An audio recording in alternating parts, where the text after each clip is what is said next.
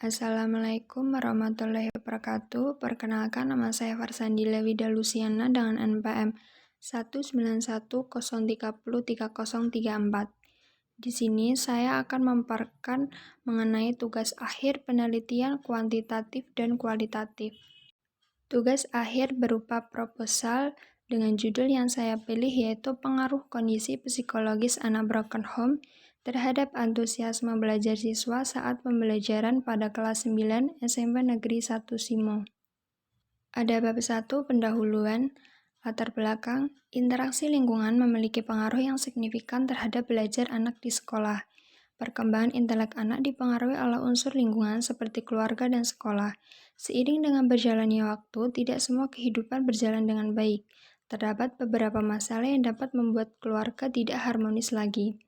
Broken home memberikan dampak negatif bagi perkembangan kepribadian anak, seperti kegagalan akademik di sekolah, serta anak mengalami academic problem, atau menjadi orang yang malas belajar dan tidak bersemangat untuk berprestasi.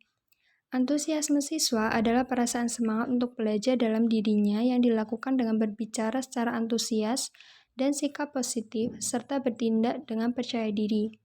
Orang tua memiliki peran yang sangat penting bagi anak dalam proses pembelajaran, karena motivasi dari orang tua memiliki pengaruh besar pada anak sehingga dapat menumbuhkan minat dan gairah anak pada kegiatan pembelajaran. Identifikasi masalah. Yang pertama, keluarga broken home memberikan dampak kurang baik terhadap perkembangan psikologis anak. Yang kedua, menurunnya antusias belajar anak broken home karena kondisi lingkungannya yang kurang mendukung. Timbul rumusan masalah, adakah pengaruh kondisi psikologis anak broken home terhadap antusias belajar anak saat pembelajaran di sekolah? Bab 2 ada tinjauan pustaka. Berdasarkan skripsi Aprianto yang berjudul Perkembangan Psikologi Anak Akibat Perceraian Orang Tua, studi pada keluarga yang bercerai di Perumdan 2 Tanjung Raya Permai Indah, Bandar Lampung, perceraian berdampak buruk terhadap perkembangan psikologi anak. Dan ada kerangka teori yang pertama, konsep psikologi. Secara harfiah, psikologi berarti ilmu jiwa. Psikologi merupakan ilmu yang mempelajari tentang jiwa. Lalu ada ruang lingkup psikologi. Psikologi manusia dibedakan menjadi umum dan psikologi khusus. Psikologi khusus terbagi menjadi psikologi perkembangan, sosial, pendidikan, kepribadian, tipologi, psikatipologi, kriminal, dan industri. Lalu yang ada psikologi anak. Psikologi anak mempelajari tentang perkembangan kejiwaan usia anak-anak. Psikologi anak dipengaruhi oleh faktor internal dan eksternal. Yang kedua, ada hakikat anak broken home. Definisi anak. Pada pasal 30 KUHP, perdata anak diartikan sebagai orang yang belum dewasa dan belum memasuki usia batas legitimasi hukum. Definisi broken home. Broken home memiliki arti keluarga yang retak atau rumah tangga yang berantakan. Definisi anak broken home. Anak broken home adalah anak yang berada pada keluarga yang tidak harmonis atau perceraian. Umumnya, anak broken home mengalami beberapa masalah meliputi fungsi kognitif seperti kesulitan belajar, kesulitan berpikir yang berkaitan dengan keterampilan dalam menyelesaikan masalah. Lalu ada perubahan perilaku seperti depresi, cenderung membenarkan kekerasan, sulit bersosialisasi, dan yang lainnya. Lalu dampak broken home bagi anak. Broken home berpengaruh terhadap mental dan psikologis seorang anak. Peristiwa ini mengakibatkan seorang anak menjadi tidak ingin berprestasi, rusaknya jiwa secara perlahan sehingga sulit diatur, tidak disiplin, dan brutal. Lalu ada antusiasme belajar. Definisi antusiasme belajar. Antusiasme belajar merupakan sikap positif berupa perasaan sangat senang dan bersemangat selama kegiatan pembelajaran berlangsung. Ada karakteristik antusiasme belajar. Faktor-faktor mengenai antusiasme belajar peserta didik meliputi intelijensi atau kecakapan, perhatian terhadap materi, minat, bakat, motivasi, kematangan, kesiapan, dan kelelahan. Lalu ada indikator antusiasme belajar. Siswa aktif dan cepat tanggap dalam merespon guru, memperhatikan penjelasan materi maupun soal, mengerjakan soal yang diberikan, sering bertanya, dan mengemukakan pendapat, konsentrasi, serta mempelajari materi terlebih dahulu sebelum kegiatan pembelajaran dilangsungkan. Pembelajaran merupakan komunikasi dua arah, mengajar yang dilakukan oleh guru sebagai pendidik dan belajar dilakukan oleh peserta didik.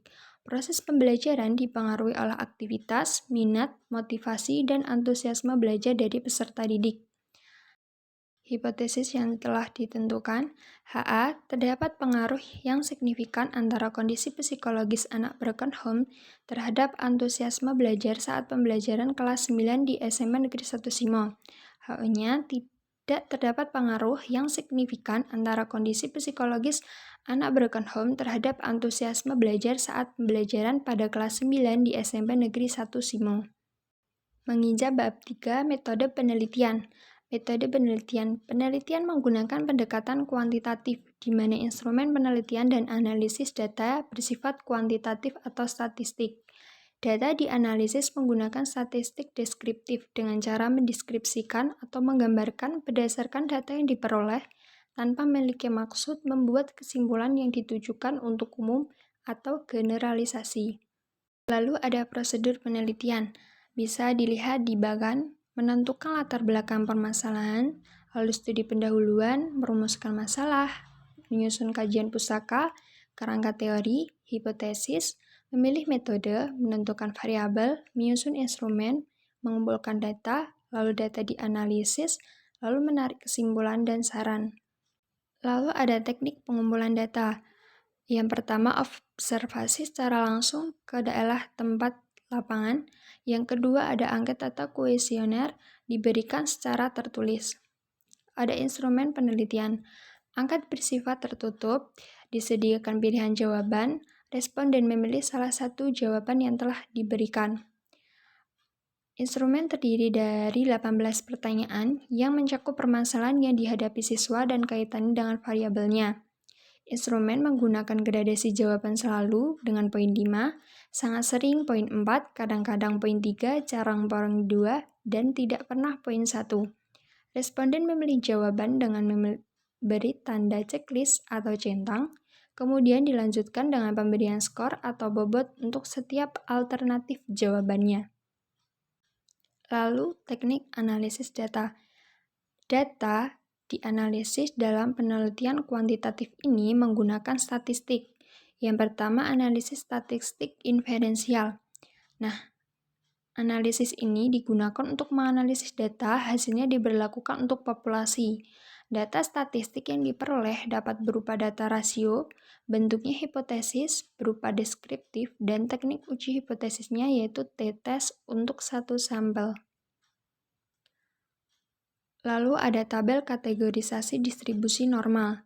Sebelum menentukan kategorinya, harus mencari terlebih dahulu dengan rumus mean hipotetik dan standar deviasi. Lalu dihitung persentasenya dengan P sama dengan F per N kali 100%. Dan yang kedua ada analisa koefisien korelasi. Teknik ini digunakan untuk mencari hubungan antara dua variabel yang digunakan jika data dari kedua variabel berbentuk interval dan rasio, serta sumber datanya sama.